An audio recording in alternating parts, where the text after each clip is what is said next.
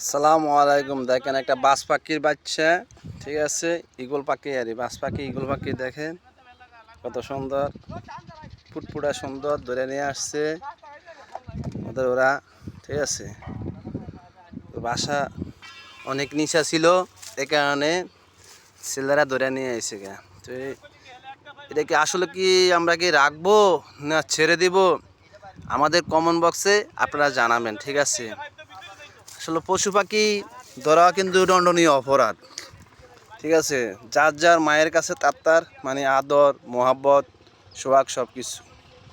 ওদেরকে আমরা বললাম পাখিটা আনতো না, তারপরে পাখিটা নিয়ে আসছে, ঠিক আছে।